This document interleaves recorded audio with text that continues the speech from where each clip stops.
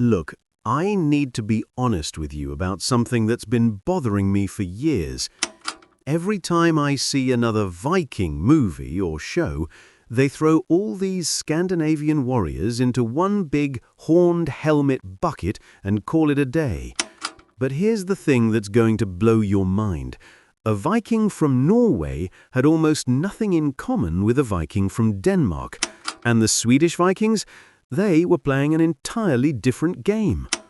I'm talking about societies so different that a Norwegian chieftain buried with his weapons and ship would be utterly baffled by how a Danish king ran his kingdom.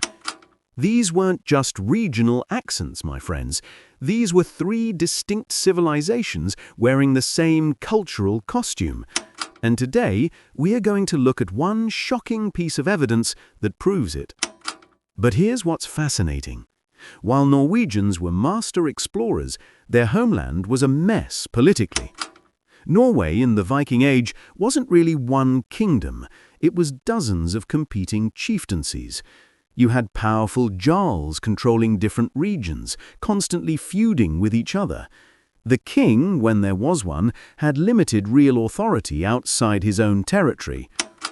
A recent archaeological study looked at Viking Age skeletons and found something shocking. 37% of Norwegian remains showed signs of lethal trauma.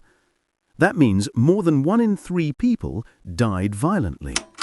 Compare that to Denmark, where only 6% of skeletons show lethal trauma, and almost all of those were executions by the state. Norway was a society where peer-to-peer violence, feuds, and clan warfare were just part of life. This shows up in the grave goods. Over 3,000 Viking Age swords have been found in Norway, personal weapons buried with their owners. In Denmark, a few dozen.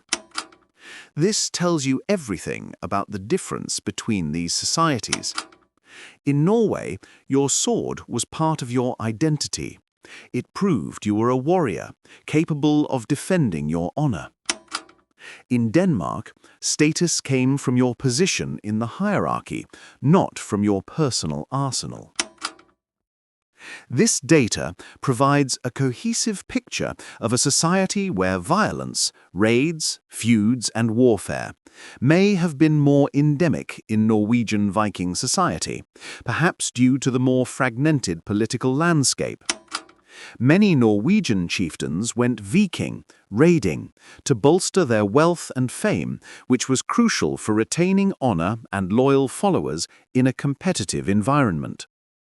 Indeed, courage and martial skill were vital virtues in the Norwegian Viking world. The Norse poem Havamal extols courage and honor as immortal legacies. Norwegian Vikings were heavily armed with the typical Norse arsenal: spears, swords, bows, and especially axes. It was noted, perhaps with some exaggeration, that almost all Vikings who used axes in combat were from the Norwegian part. While surely Danes and Swedes used axes too, the statement highlights a stereotype of the Norwegian raider as an axeman, possibly stemming from famous examples. The saga hero Egil Skallagrimson, of Norwegian descent, wielded a huge axe, and the two-handed Danish axe was popular among Norse in the British Isles, where Norwegians operated. In naval warfare, Norwegians excelled at ship combat and long-distance amphibious strikes.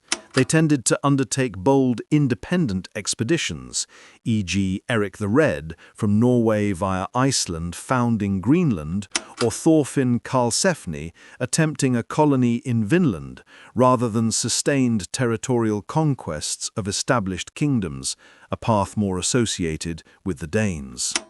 In sum, the Norwegian Vikings were intrepid explorers and fierce fighters, culturally distinguished by their far-flung voyages, their spectacular ship burials and craftsmanship, and a slightly longer hold on their pagan ways compared to Danes until the early 11th century.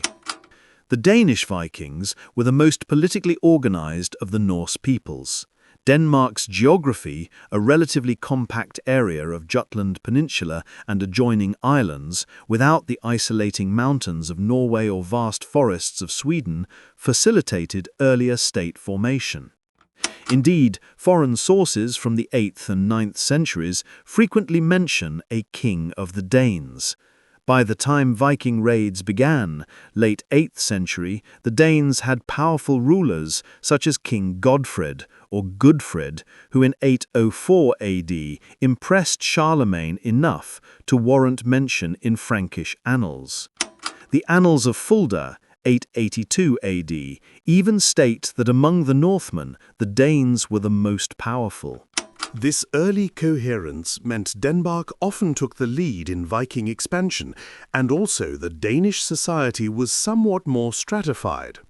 Archaeological indicators of central authority, like the massive Danevirke earthwork, a defensive wall across southern Jutland begun in the 8th century, and the geometrically precise Trelleborg-type fortresses, circular forts built in the late 10th century, all occur in Denmark and attest to organized labor and royal or noble command. Such projects have no parallel in contemporary Norway or Sweden.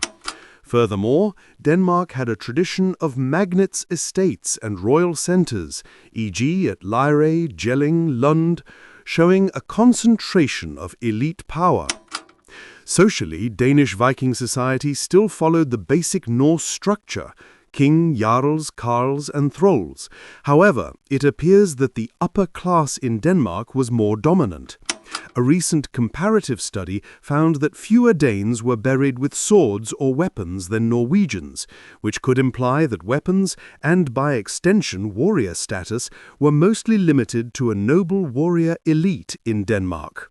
In Norway, by contrast, even lesser farmers might be buried with a sword, suggesting a broader armed peasant class. In Denmark, power was consolidated.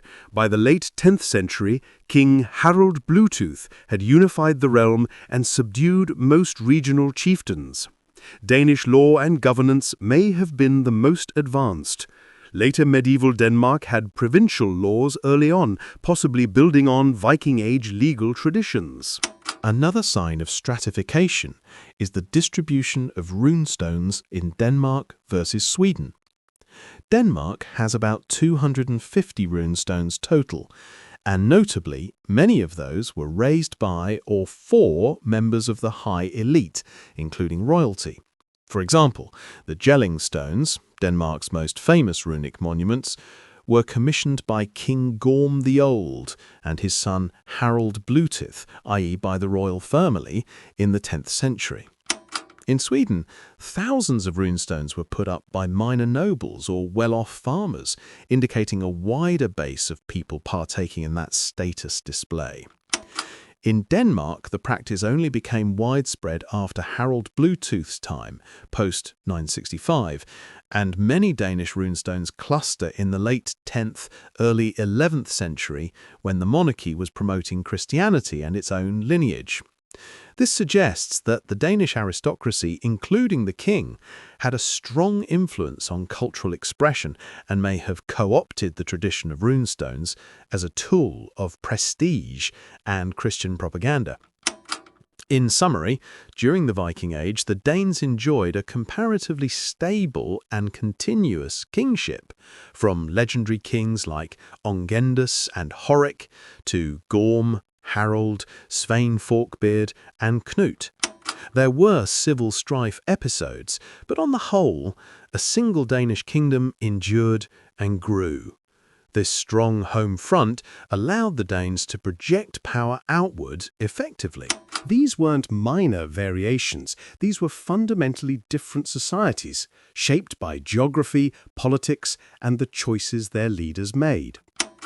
If you were a farmer in Norway and someone claimed your land, you couldn't appeal to a distant king for justice. You gathered your kinsmen, grabbed your weapons, and you fought. Your survival depended on your willingness and ability to use violence. If you were a farmer in Denmark with the same problem, you went to the king's representative, presented your case under Danish law, and accepted the judgment. If you tried to settle it with violence instead, you'd likely end up executed for defying royal authority. These different approaches shaped everything else: how they raised their children, how they thought about honor, how they organized their communities, how they buried their dead, even how they went Viking.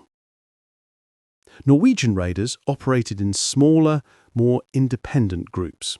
They were used to personal autonomy, personal violence, personal glory.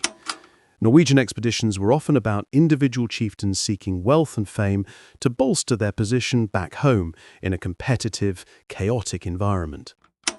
Danish raiders, by contrast, could be organized into large, coordinated armies backed by royal authority. The Great Heathen Army that invaded England in 865 was overwhelmingly Danish, and it operated like a state military force: strategic planning, coordinated movements, sustained multi-year campaigns. This wasn't just a bunch of warriors looking for loot. This was an organized conquest. So we've established that Norwegian Vikings lived in a violent, decentralized world of personal honor and endemic feuding, while Danish Vikings lived in a stratified, organized state with centralized control. But here's what's even more fascinating. While these two groups were developing completely different societies right next to each other, a third group of Vikings was doing something entirely unexpected. Swedish Vikings were building an empire in the east, an empire that would eventually become Russia. How did that happen? And why were the Swedes so different from both the Norwegians and the Danes? That's what we're exploring next. Click the link to continue the series, and I'll see you there.